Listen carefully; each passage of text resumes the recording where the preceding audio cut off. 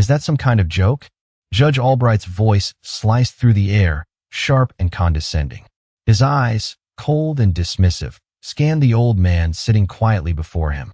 Martin Kelly, at 87 years old, had seen more than his fair share of disrespect, but this was something different. A courtroom filled with the smell of old wood and stale air had become a stage for a much deeper conflict. The judge's words echoed in the room, but Martin remained still, his hands resting on the wheels of his wheelchair. He could feel the weight of the years pressing down on him, but his gaze never wavered. A lifetime of service, a lifetime of silence. The judge leaned forward, his voice dripping with arrogance. This is a court of law, not a place for your medals, old man. Take that thing off now, or I'll have you held in contempt. Martin's fingers brushed against the small ribbon hanging from his neck, a decoration far more valuable than any piece of cloth or metal he had ever worn. His public defender, David Carter, stood up nervously, trying to interject. Your Honor, that's not just any medal. It's a symbol of his service. Judge Albright waved him off, his patience wearing thin. I don't care if it's a key to the city. It's distracting and inappropriate for this court. Remove it. Now. The murmurs from the gallery grew louder, but Martin didn't flinch. His eyes, pale blue like the winter sky, remained fixed on the American flag in the corner of the room. Years of battle and sacrifice flashed through his mind, but he didn't speak. He'd learned long ago that some things were better left unsaid. The judge's anger grew, his voice rising. Are you ignoring me, old man? Albright sneered. Do I need to have you forcibly removed? Martin's grip tightened on the wheels of his chair, but he didn't respond. The courtroom held its breath. The tension thickened, like the calm before a storm. The bailiff, a large man with tired eyes, hesitated before stepping toward Martin.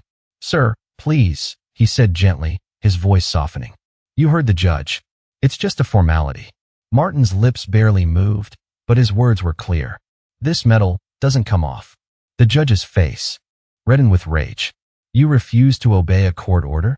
His voice cracked with disbelief. Fine. You'll regret this, Mr. Kelly. He turned to the bailiff. Take him into custody. Now. But as the bailiff moved toward Martin, something shifted in the room. Martin's silence spoke louder than any words could. He wasn't defying the judge. He was waiting for the right moment. As the bailiff loomed over him, Martin finally whispered, so quietly it almost seemed like a secret. Dragon 6. The words hung in the air like a bomb waiting to explode. The bailiff froze. The entire courtroom fell silent, as if the very air itself had been sucked out of the room. Judge Albright's eyes widened, his jaw going slack. David, the public defender, glanced nervously between the judge and Martin. Dragon 6. The words barely escaped his lips. The judge, usually so composed, found himself at a loss for words. The weight of those two words, so simple yet so powerful, had the room paralyzed. The name Dragon 6 wasn't just a call sign. It was a legend, a symbol of bravery that echoed across battlefields, a call sign feared and respected by those who had fought alongside the man who wore it. Judge Albright looked from Martin's quiet face to the medal around his neck. His arrogance had evaporated, replaced by a dawning realization. Martin Kelly wasn't just any old man. He was a hero. The bailiff, who had been ready to remove Martin, now stepped back, his posture stiff. The judge sat back in his chair, his mouth dry. In that moment, the entire room understood Martin Kelly was no ordinary man, and they would never look at him the same way again. The silence in the room was deafening. Judge Albright's mouth moved, but no words came out. The arrogance in his posture melted away like ice under the sun. His eyes darted to Martin Kelly, then to the courtroom, as if expecting someone to explain the absurdity of what had just occurred. The room, once filled with tension and judgment, was now suspended in disbelief. Martin remained seated, his hands still resting on the wheels of his chair, his eyes calm, as though the world had stopped spinning for just a moment. David Carter, the public defender, stood frozen in place, his mind racing. Dragon 6, he whispered again, as if repeating the words might reveal some hidden truth. But the more he said them, the less they made sense. Martin Kelly, this frail old man, was the embodiment of something far greater than anyone could have imagined. As the minutes stretched on, the judge finally found his voice, though it came out thin and hesitant. "Who are you?" he asked, his words barely audible. Martin's gaze never wavered as he leaned back in his chair, his body still and steady. "I am a man who has served," he said softly. His voice was low, but it carried weight that seemed to settle over the room like a blanket, silencing any further protests. The bailiff, still standing beside him, had the look of a man who had just witnessed something that shifted the very fabric of reality. His hand trembled as he adjusted his uniform, trying to regain his composure. Judge Albright, on the other hand, remained rooted to the spot, unable to shake off the haunting words that had come from the old man's lips. He wasn't sure what to say next, but he knew one thing. Martin Kelly was no ordinary man. The young prosecutor, Ben Carter, who had been sitting quietly in the corner, slowly stood up, his gaze locked on Martin. A chill ran down his spine. He had heard the rumors, the whispers in the halls, but never had he imagined them to be true. The stories of a forgotten hero, a legend who had slipped through the cracks of time, were no longer just stories. They were standing right before him. Ben's hand instinctively reached for his phone, but he hesitated. What could he possibly do now? The weight of the situation settled heavily on his shoulders. Martin Kelly had served in a war that most of them had only read about in history books, but he had lived it.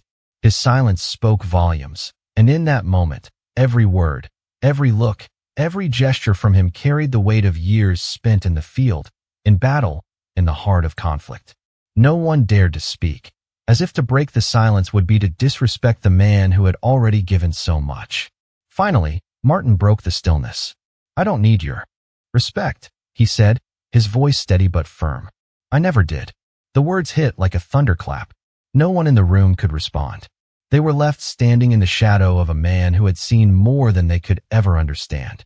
The judge, who had been so quick to dismiss him, was now a figure of weakness.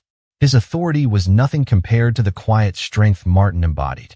In that moment, Judge Albright understood something he hadn't before.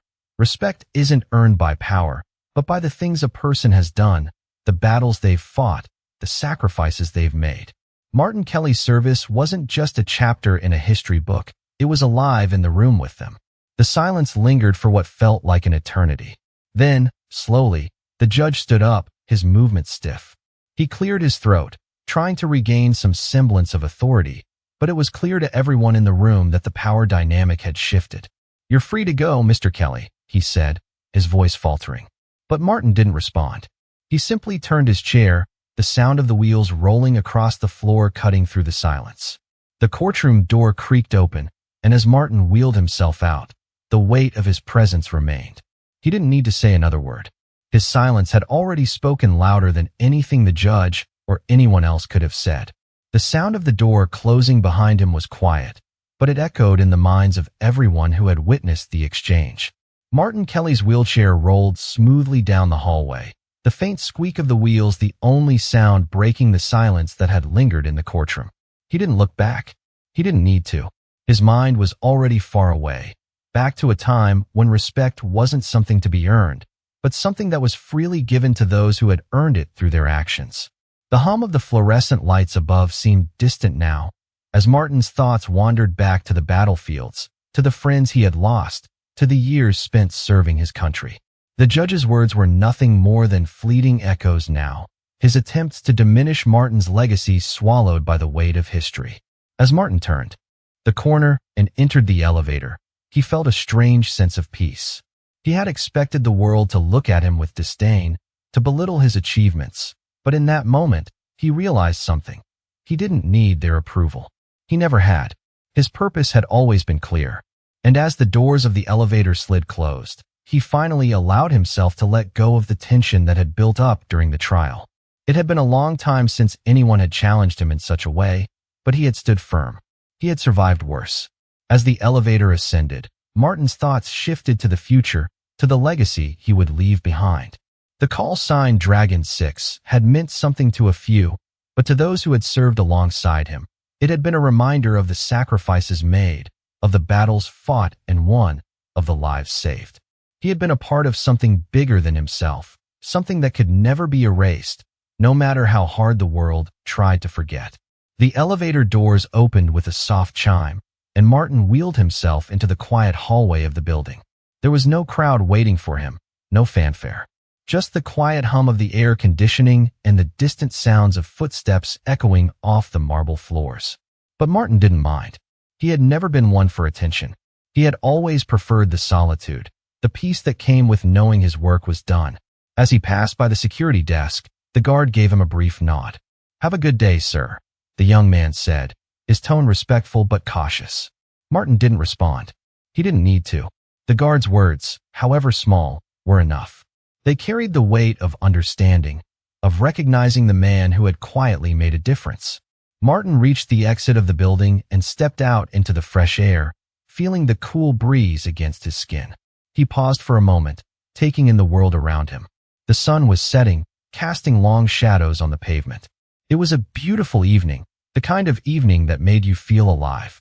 He wheeled himself toward the parking lot, where his old truck was waiting.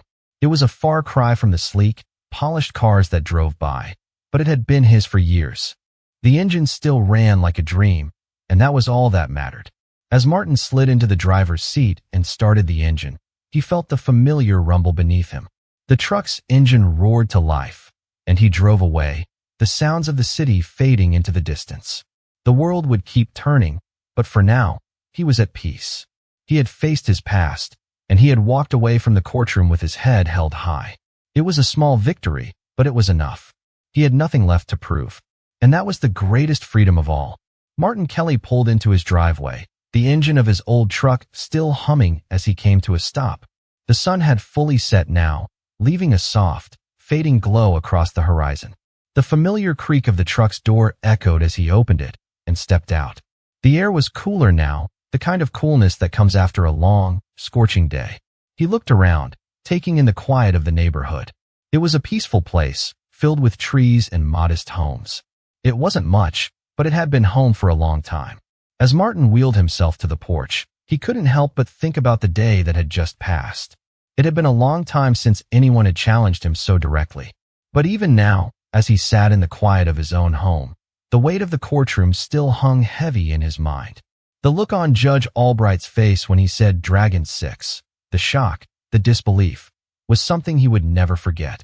It had been a small victory, but it was one that meant more than any courtroom decision ever could. He had stood firm, even when they tried to break him. He had shown them who he was without needing to say another word.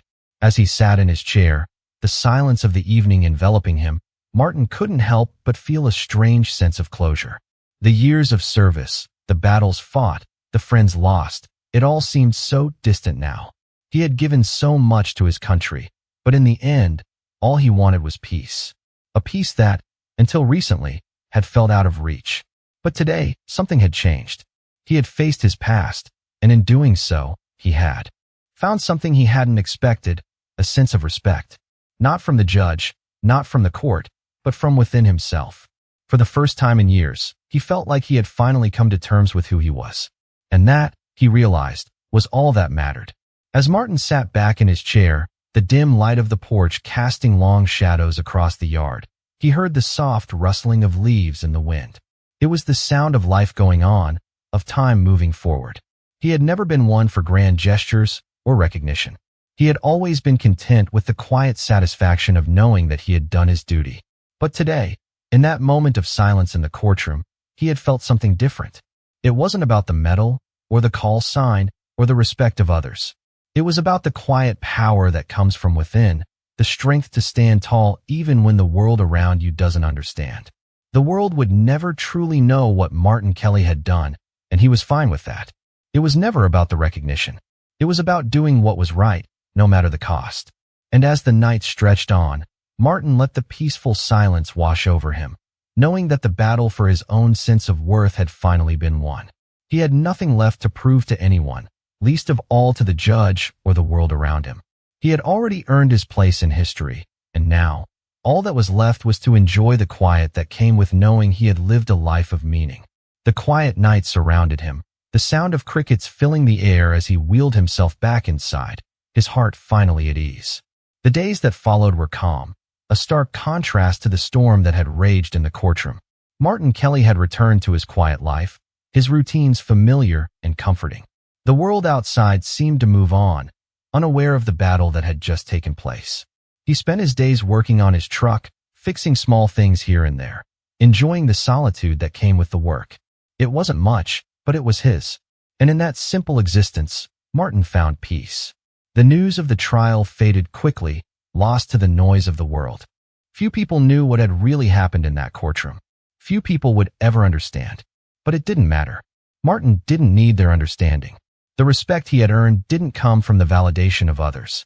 It had always been there, deep within himself. As he sat on his porch one afternoon, sipping his coffee, a thought occurred to him. The call sign, Dragon 6, had always been a part of him. It was more than just a name. It was a reminder of who he had been, of what he had done. It wasn't something to be flaunted or paraded around. It wasn't about the glory or the recognition.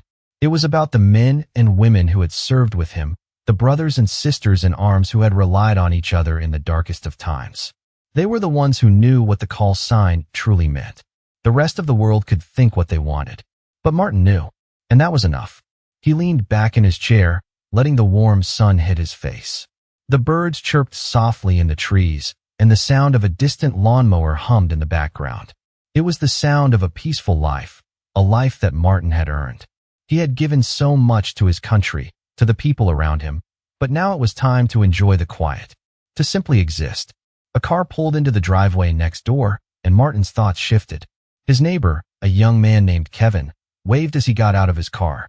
Kevin had recently moved in and had become friendly with Martin, often stopping by to chat.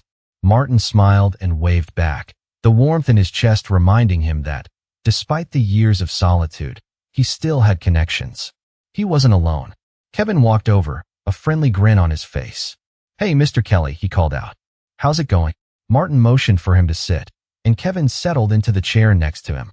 They talked for a while about small things, weather, work, the goings-on of the neighborhood. But as they spoke, Martin noticed something. Kevin's respect for him wasn't something that needed to be earned in grand gestures or dramatic moments. It was there, in the way Kevin listened, in the way he treated Martin with the same quiet dignity that Martin had carried throughout his life. It wasn't about titles or call signs or medals. It was about the person, the character. Kevin didn't know the full story of Martin's past, nor did he need to. The two men sat in comfortable silence for a moment, the kind of silence that spoke volumes without needing words. Martin realized that this, too, was a form of respect. Not the kind that made headlines, but the kind that came from understanding, from seeing someone for who they truly were. As the sun dipped lower in the sky, casting a golden light across the yard, Martin felt something he hadn't felt in a long time, a deep sense of contentment.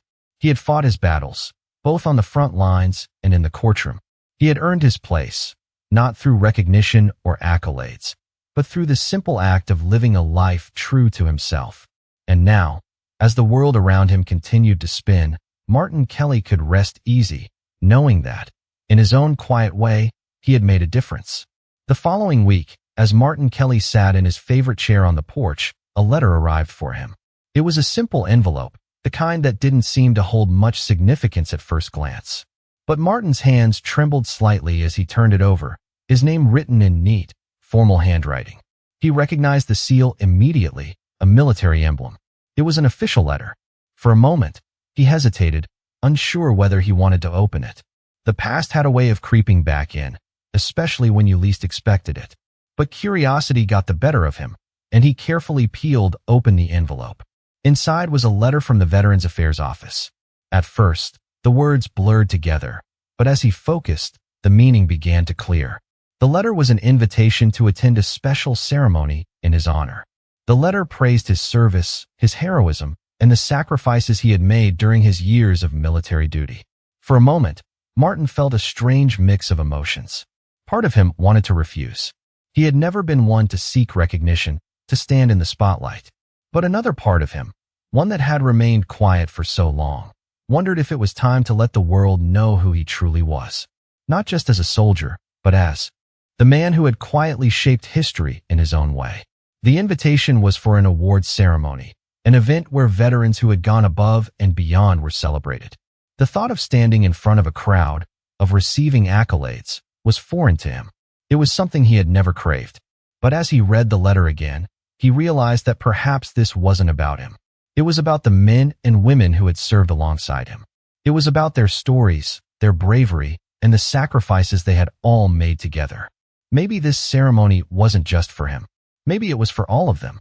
As the sun began to set, casting a warm glow across the yard, Martin thought about the life he had lived. The quiet moments he had spent in solitude, the battles fought and won in the silence of his own mind. The world had moved on without him, but he had never needed the world's approval. The men and women who had fought by his side knew who he was. That was enough. Still, he couldn't shake the feeling that this invitation meant something more. It was a chance to give the world a glimpse into the life of someone who had quietly served, someone who had been there when it mattered most. He wasn't sure if he would attend, but the thought lingered in his mind, like a challenge. He had been invisible for so long, hiding behind the veil of his own silence. Maybe, just this once, it was time to step out into the light. The next morning, Martin made his decision. He carefully folded the letter and placed it in his desk drawer, not entirely sure what the future held, but knowing that he would face it head-on when the time came. He didn't need the ceremony, but he couldn't deny that a small part of him wanted to see it through. Maybe it wasn't about the accolades. Maybe it was about the people he had known, the stories they shared, and the history that had been written in the trenches. As the weeks passed, Martin prepared for the ceremony, not with excitement, but with a quiet resolve. It wasn't the spotlight he sought. It was the chance to be a part of something bigger than himself, to honor the memories of those who had given everything. When the day finally arrived, Martin put on his best suit, the one that had sat in his closet for years, gathering dust. It wasn't much, but it was enough. He drove to the ceremony in his old truck, the familiar hum of the engine soothing him.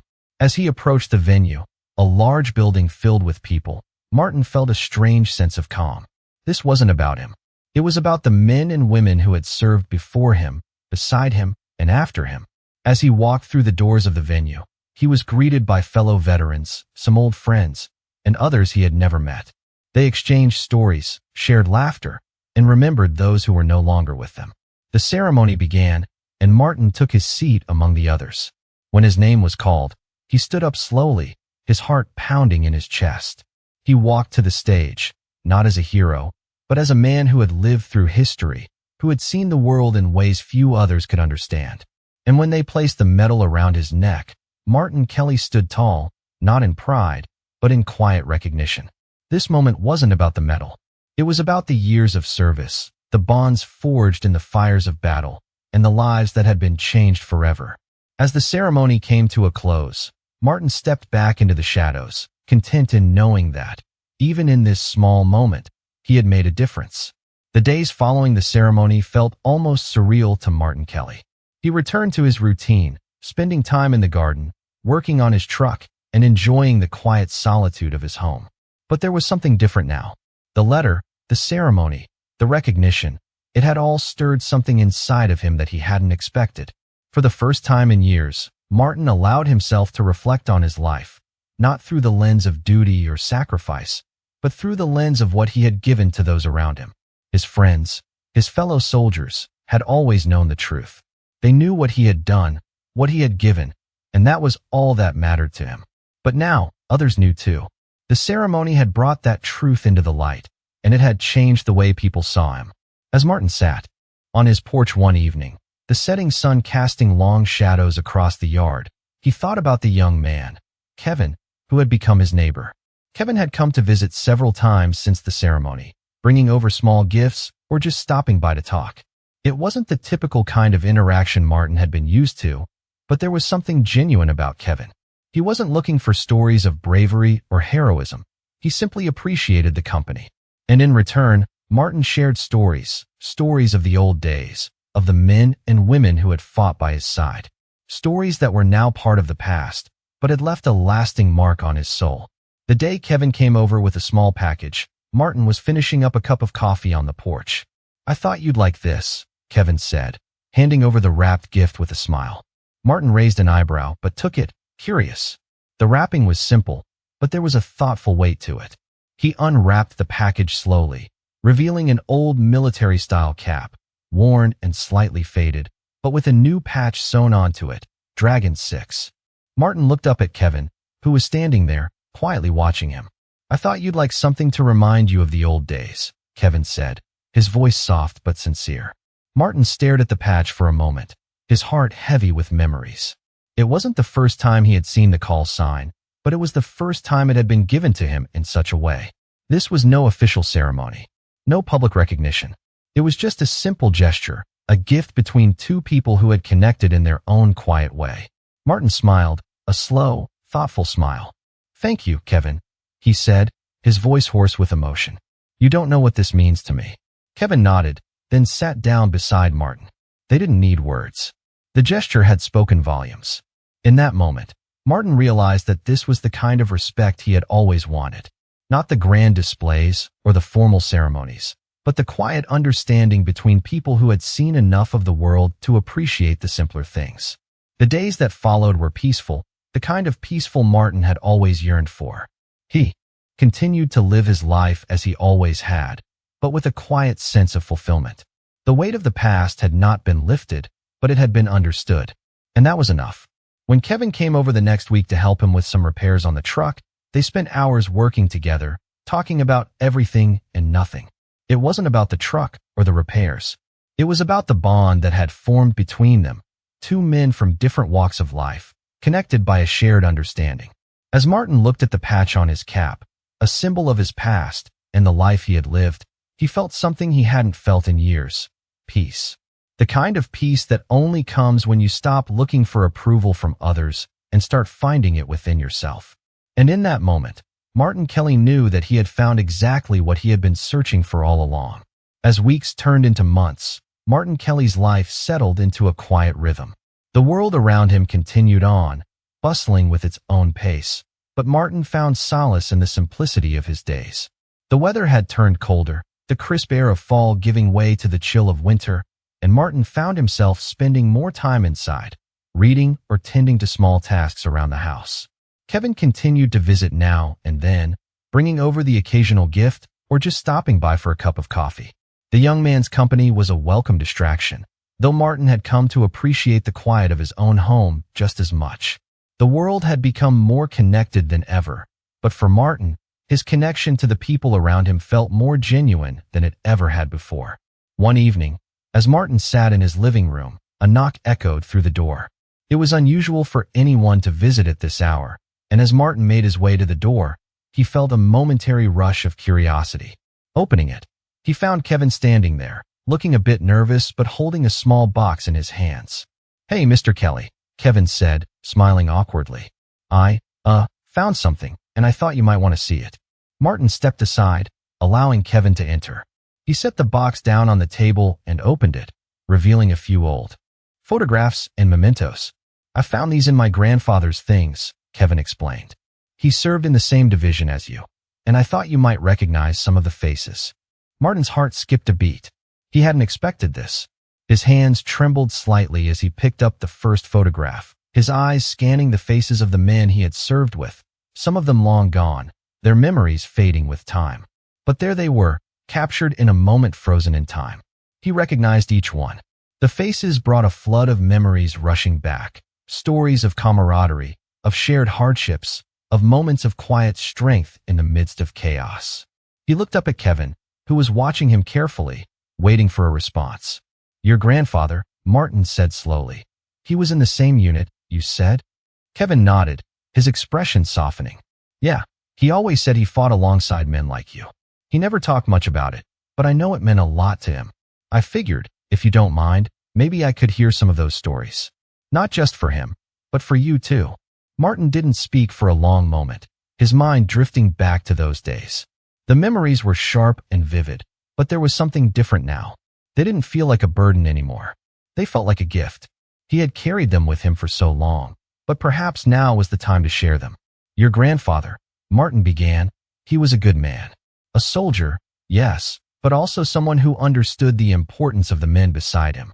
We all had our roles, our duties, but it was the bond we shared that made everything bearable." Kevin listened intently, his eyes wide with respect. Martin continued, telling Kevin stories of the days spent on the front lines, of the men who had become like family, of the challenges they faced and the victories they celebrated. He spoke of the moments of fear and uncertainty, but also of the quiet courage that had carried them through. It was strange, at first, to speak of these things. But as the words left his mouth, Martin realized how much he had kept inside. He hadn't wanted to burden others with his memories, but now, with Kevin's quiet understanding, he felt the weight of those memories lift.